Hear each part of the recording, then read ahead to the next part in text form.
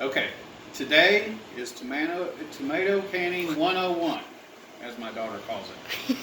Okay, so in here we have about a half bushel of tomatoes, and this is hot water just coming right out of the tap. Okay, it's just to get them loosened up. So over here on the stove, we have 2 large pots of water, and we need to get it to a rolling boil. One we will pour in here, and one that we'll pour back in here after this one's empty.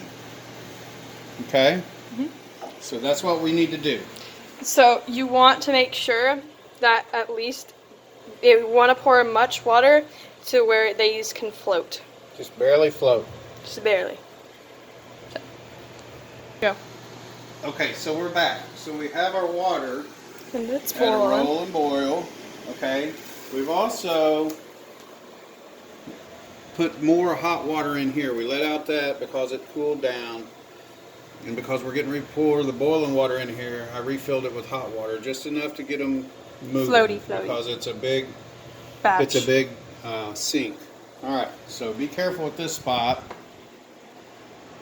And if you're younger, then get your parents to help. As the steam will scald you, and be careful for splashing, and if you wear glasses, your glasses are going to steam up. We had to cover this because it's so big to get it to roll. So if you have a pot like that, you might want to get a cover for it.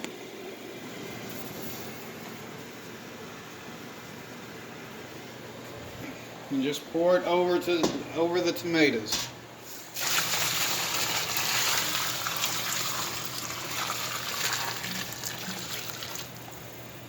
As I said, fogged up glasses.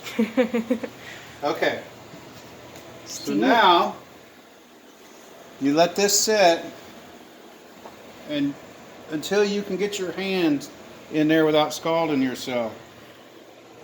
It'll take about an hour or so to cool down where you can handle this. Each person's different. You can handle more pain, more heat, whatever.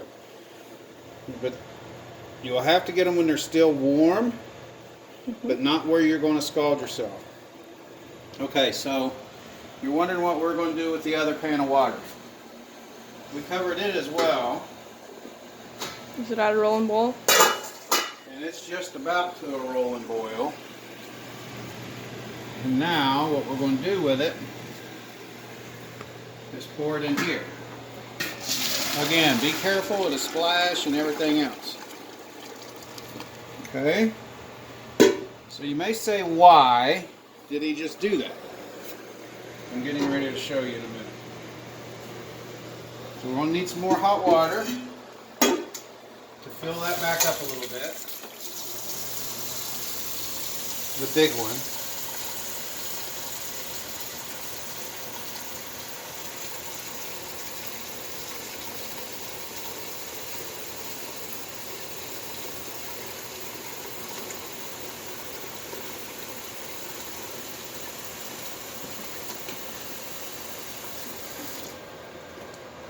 All right.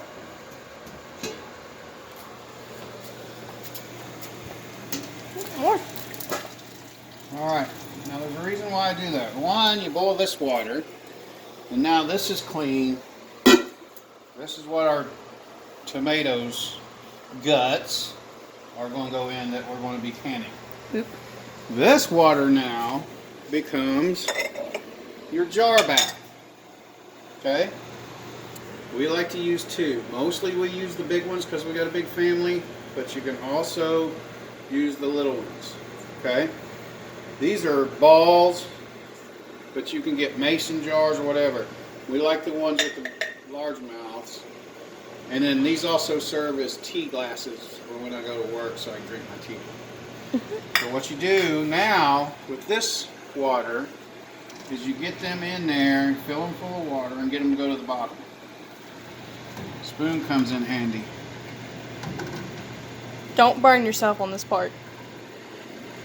Okay, as you add glasses,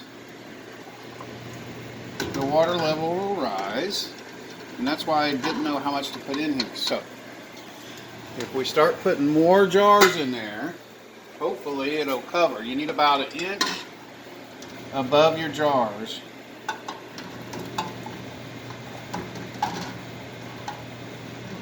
It looks like we're a little short here. Okay, so that's what that's for. And then you fill that up, put 1 inch of water above the glasses, and then get it to boil. That sterilizes your jars. You'll just leave that there.